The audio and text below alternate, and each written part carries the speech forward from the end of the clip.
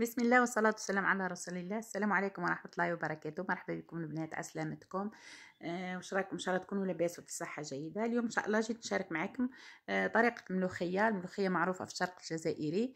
حنطيبها لكم بطريقتي انا اليوم. هي عندها قداه طريقة، يعني كاين قداه طريقة يطيبوا بها الملوخية. اليوم راح نشارك معكم طريقة من طرق. هنا الملوخية طيب يا اما باللحم بقري ولا غلمي ولا بالكرشة. كاين يحبوا يطيبوها بالكرشه. اليوم راح نطيبها لكم باللحم غلمي. عندي طرف تاع غلمي هنا، حطيتها في برمه في لاكوكوط. المهم تكون برمه تكون ثقيله شويه. حطيتهم طرف تاع غلمي، وحطيت بصله صغيره، يعني ما تحبش الملوخيه ما تحبش البصل ياسر، وحطيت قطره زيت بركه وشويه ملح، وحطيتهم يتقلاو وحدهم. هنا نقلي صح البصل ونقلي مع الطرف تاع اللحم هذوكا، ولا الكرشه كان عندك الكرشه، وخليهم يتقلوا مليح يذوبوا. وروح من جهه اخرى روحوا للملوخيه تاعنا. شوفوا هنا الملوخيه عندي حطيت 150 غرام. انا تحطي حسب العائله، يعني واش عندك عائله، اذا كان العائله كبيره العائله صغيره. هنا اللون تاعها يعني الاضاءه ماهيش عطيتها حقها، هي خضره خضره ملوخيه تاع الدار هذه، تاع مش تاع اللي يخدموها لبرا هكا، يخدموها في الجنانات وفي الجرادن. تجي بنينه ما شاء الله، مش كيما تاع الساشيه تاع البيع، تجي عدت شويه، تجي مره ما عادتش تجي ملاحه كيما تاع بكري.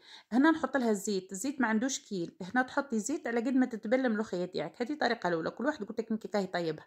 هنا حطيت لها زيت، حطيت 150 غرام ملوخيه، ونحط الزيت حتى تتبل الملوخيه، حتى تولي لي كي لاباط هكا، تولي لي كيف العجينه. لا هي سايله خلاه ولا هي ناشفه خلاه تقعد لي معجنه هكا. نحط الزيت بشويه ونحرك حتى تشرب الزيت، حتى تدي كفايتها، يعني تدي الكميه اللي تسحقها تاع الزيت. هنا تشوفوا حطيت شويه تاع زيت وقعدت نحرك فيها، كاني مبلفاها بالزيت. شوفوا زي ما هنا مش راح نزيد لها، غير نحركها بركه ونشوفها معاها. ما نخليش فيها التكتلات هذوك الكعابر، ما نخليش فيها الكعابر، لازم تحركها مليح حتى يتحلوا هذوك الكعابر تاعها، باش من بعد كي تحطها في البرمه. شوفوا هنا نحرك ونعاود، كي تحطها في البرمه ما تجيكش، ما يقعدولكش هذوك الكعابر في البرمه. شفتوا القوام تاعها زي ماها سايله، تجي كيما تاع القوام تاع الكيكه هكا، تجي سايله. هنا كانت البرمه تاعي تقلات مليح، اللحم تقلى، البصل داب سي بون. واش نجيب شويه ماء ونحط باش ما تتحرقليش البصل تاعي هذاك ما يتحرقش. ومن بعد نجيب الملوخيه تاعي ونحطها على نفرخها هنا على البرمه هذه، على اللحم هذاك والبصل.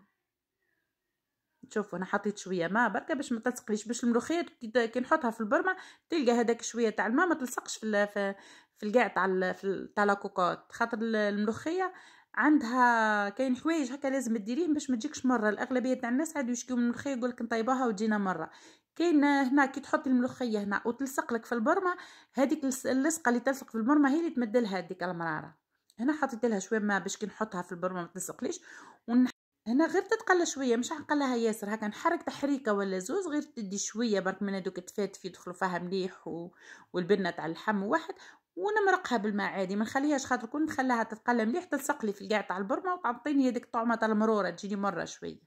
ونحط لها الماء المغلي. هنا الماء الملوخيه قداه تدي ماء 100 غرام ملوخيه تدي لتر ونص ماء. 100 غرام تحطي لها لتر ونص ماء وتخليها تغلي. هنا قبل ما تخليها تغلي لازم تحركها مليح، تحلها لازم تتحل. دوك تشوفوا كيفاه تتكتل هي الملوخيه كي قيسها الماء تولي كعابر هكا. تشوفي تقولي يا سايله بصح هي لا مكعبره، كون هازها بالمغرف. دوك تشوفوا زي ما لازم تقعدي شوفوا الماء وحده والملوخيه وحدها مكعبره. لازم نبقى نحرك فيها حتى يتحلوا هذاك الكعابر دوك تاع الملوخيه ما يقعدوش. ونخليها تغلي. هذا السر تاني، لازم ما تغفليش عليها الملوخيه كي تحطها فوق البرمه تاعك.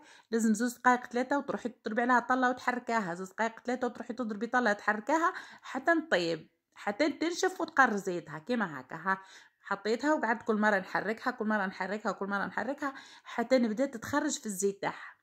شتوها هنا كي تبدا تخرج زيتها نروح ندير لها التهريسه. هذه التدبيره الثانيه باش الملوخيه تاعي تجي بنينه ما تجيناش. قلنا المره الاولى نحطها في برمه ثقيله، ما نغفلوش عليها، نحركوها من هي تغلي وحنا نضربوا هكا، نخدموا شويه وندوروا نرجعوا نحركوها تقريبا كل 3 دقائق ربعه نرجع لها نضرب لها تحريكه مليح. من بعد نبدلها، انا ما نخليهاش في البرمه اللي طيبت فيها المره الاولى. كي تقر زيتها نبدلها في برمه اخرى ونجي نعمل لها درسه ولا تهريسه احنا نقولوا تهريسه تاع 2 روز توم كبار، ونحطوا مغرفه كبيره، مغرفه تاع ماكله تابلو كرويه، ومغرف صغيره راس حانوت. هادو هم المكونات اللي نحطهم لها. كاين اللي يحطوا لها الكمون، انا ما نحبهاش بالكمون، ما نحط لهاش كمون، نحط لها تابلو كرويه، نهرسهم مليح مع قطره تاع ماء، ونهرسهم مليح حتى يروح الاثر تاعهم خلا ما يقعدش هذاك، ونجيب نحطها في الملوخيه. هنا حطيت زوز وريقات رند، وحطيت زوز قرينات فلفل اخضر، وحطيت كعبه طماطم رحيه. هنا في التصوير برك ما صورتهاش، كعبه طماطم كعب رحيتها، ربيتها في الاراب وحطيتها هي الاولى. وهنا شوفوا هذه التهريسه، هذه الدرسه دي تعطاها واحد البنه، واش نقول لكم، بنه حاجه واحده اخرى خلا تقعدي البلوك كامل الجيران الكل تشم ريحه الملوخيه. على ديك الملوخيه كي تعودي طيب واحد يطيب فيها تلقاي الجيران الكل يشم. والله يبارك جات ما شاء الله. هذه التدبيره اللي تعمليها لها، هذيك التهريسه تعطيها بنه حاجه اخرى خلا.